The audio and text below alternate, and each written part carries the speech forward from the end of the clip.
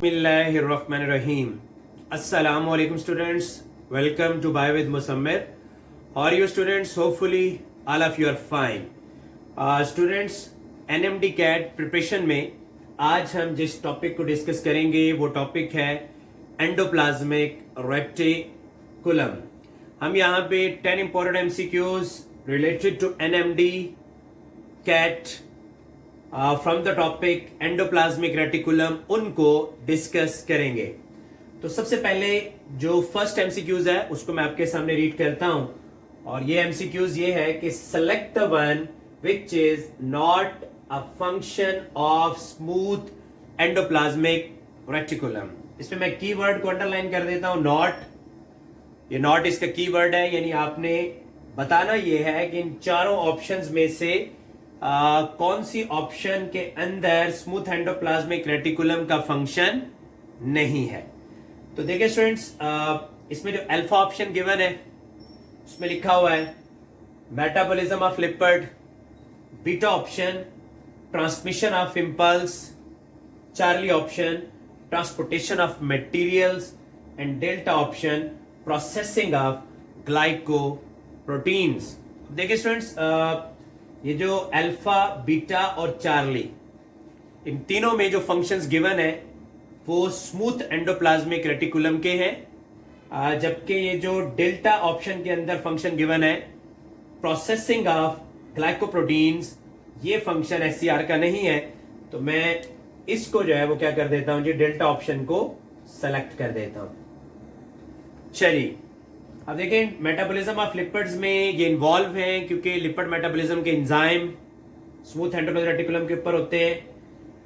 Transportation of material के अंदर ये इन्वॉल्व है जो चार्ली में गिवन है, क्योंकि जो एससीआर है वो आरईआर के अंदर जो मटेरियल सिंथेसाइज होते हैं उनको पैक करते हैं ट्रांसपोर्ट वेसिकल्स की फॉर्म में और इनको ट्रांसपोर्ट कर देते हैं गोल्जी कॉम्प्लेक्स की तरफ. और इसी तरह से ट्रांसमिशन ऑफ इंपल्स में ये इन्वॉल्व होते हैं जो साइनेप्टिक वेसिकल्स हैं उनको बनाने में. अच्छा जी, एमसीक्यूज नंबर 2 की तरफ चलते हैं और एमसीक्यूज नंबर 2 है कि smooth endoplasmic reticulum is responsible for the metabolism of. ये एमडी कैट 2019 का एमसीक्यूज है. ऊपर भी हमने ये बात डिस्कस की है कि ये मेटाबॉलिज्म ऑफ लिपिड के अंदर इन्वॉल्व है. तो इसमें हम क्या करेंगे जी, हम डेल्टा ऑप्शन जो है, यानी ये मेटाबॉलिज्म ऑफ लिपिड में एसईआर अपना रोल प्ले करते हैं. अच्छा जी, MCQs number 3, the organelle involved in detoxification of drugs and poisons in the liver. अब लिवर के अंदर जो ऑर्गेनल हेल्प कर रहे होते हैं ड्रग्स और पॉइजन की डिटॉक्सिफिकेशन के अंदर, तो हमने ये बताना है कि इसमें से कौन है जो डिटॉक्सिफिकेशन में अपना रोल प्ले कर रहे हैं. तो देखिएगा स्टूडेंट्स के हमारे पास ऑप्शन है एससीआर, इस तरह से ऑप्शन है आरईआर और फिर Golgi apparatus and then lysosome. अब देखिए स्टूडेंट्स, डिटॉक्सिफिकेशन ऑफ ड्रग्स करने के लिए जहां इंजाइम्स की इन्वॉल्वमेंट है वहां लिवर के अंदर लार्ज सरफेस एरिया का होना भी जरूरी है. और वो जो large surface area detoxification of drugs और पॉइजन्स के लिए रिक्वायर होता है वो एंडोप्लाज्मिक रेटिकुलम्स प्रोवाइड करते हैं. और इनमें से कौन से एंडोप्लाज्मिक रेटिकुलम्स हैं जो कि इस फंक्शन के अंदर इन्वॉल्व है. तो इनमें जो एंडोप्लाज्मिक रेटिकुलम इस फंक्शन में इन्वॉल्व है वो है जी एसईआर. तो हम सेलेक्ट कर लेंगे यहां पे एससीआर को. These are involve in detoxification of drugs and poison. अच्छा जी, नेक्स्ट एमसीक्यूज नंबर 4 और एमसीक्यूज नंबर 4 आपको गिवन है semicircular channels and systems of tubes found in cytoplasm are called. यानी semicircular channels and systems of tubes found in cytoplasm are called.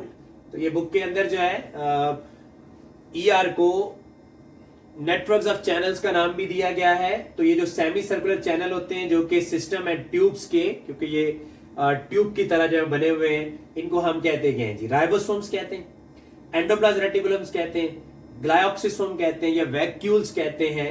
तो ये हमारे पास, हम इनको सेलेक्ट करेंगे एंडोप्लाज्मिक रेटिकुलम। अच्छा जी, MCQs number 5, endoplasmic reticulum contain a system of flattened membrane bounded sacs. अब फ्लैटेंड मेम्ब्रेन बॉन्डेड सैक्स का मतलब क्या है कि इस तरह से कुछ सैक्स होंगे जो कि फ्लैटेंड है और मेम्ब्रेन बॉन्डेड है, उनके बाहर मेम्ब्रेन्स होंगी। तो इनके लिए हम क्या वर्ड इस्तेमाल करते हैं? ये क्रिस्टाई है, या फिर आपके पास सिस्टर्नी है, मैट्रिक्स है, या फिर टिब्यूल्स है। तो ये स्टूडेंट्स आपने पढ़ा है कि ये क्या है जी, ये मेम्ब्रेन बॉन्डेड सैक्स जो हैं इनको हम कहते हैं cisternae. Beta option is correct. MCQs number 6 है, special type of ER in muscle cell are, यानी मसल सेल के अंदर जो स्पेशल टाइप के ईआर होते हैं वो कौन से हैं, जिनका काम ये है कि वो कैल्शियम को अपने अंदर स्टोर कर लेते हैं, जो कि नेसेसरी है मसल कंट्रैक्शन के लिए। तो मैं यहाँ पे ऑप्शंस पढ़ता हूं, ये cytoplasmic reticulums, protoplasmic reticulums, nucleoplasmic reticulums, या फिर आप इनको नाम देते हैं सार्कोप्लाज्मिक रेटिकुलम्स। तो इनको हम नाम देंगे जी सार्कोप्लाज्मिक रेटिकुलम्स। और ये सार्को वर्ड जहां पर भी आएगा उसका मतलब है रिलेटेड टू मसल्स, मसल से रिलेटेड। तो बाकी जो है ये डिस्ट्रैकर है, तो डेल्टा ऑप्शन यहां पे करेक्ट है।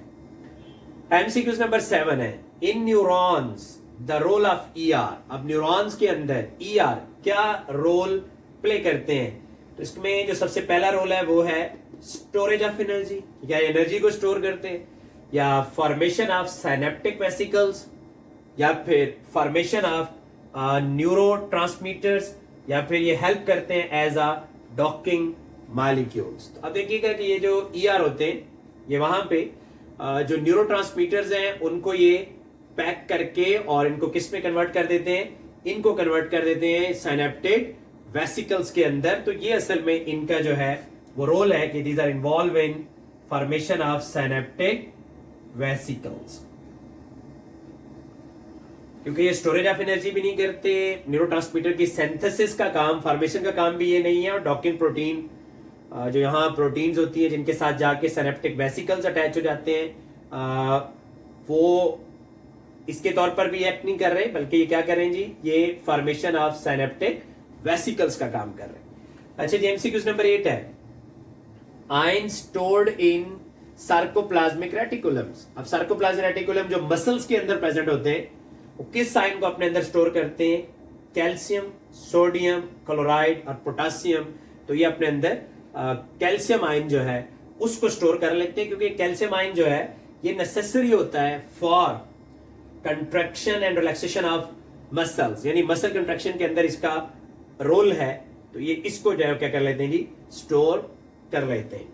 अच्छा जी, एमसीक्यूज नंबर 9 है, composition of ER is same as composition of, यानी ईआर की कंपोजिशन किसकी तरह है? अब ऑप्शन देखिएगा, अल्फा में न्यूक्लियर एनवेलप, बीटा में सेल वॉल, चार्ली में राइबोसोम्स, डेल्टा मैट्रिक्स। अब मैट्रिक्स डेल्टा जो है इसकी तो कंपोजिशन आपने पढ़ी है कि उसमें तो वो फ्लूइड है और डिफरेंट किस्म के मटेरियल्स होंगे उसके अंदर, तो ये इसकी कंपोजिशन तो नहीं हो सकती एंडोप्लाज्मिक रेटिकुलम की तरह, क्योंकि एंडोप्लाज्मिक रेटिकुलम जो है वो मेम्ब्रेन है और मैट्रिक्स जो है वो ग्राउंड मैट्रिक्स है, फ्लूइड है।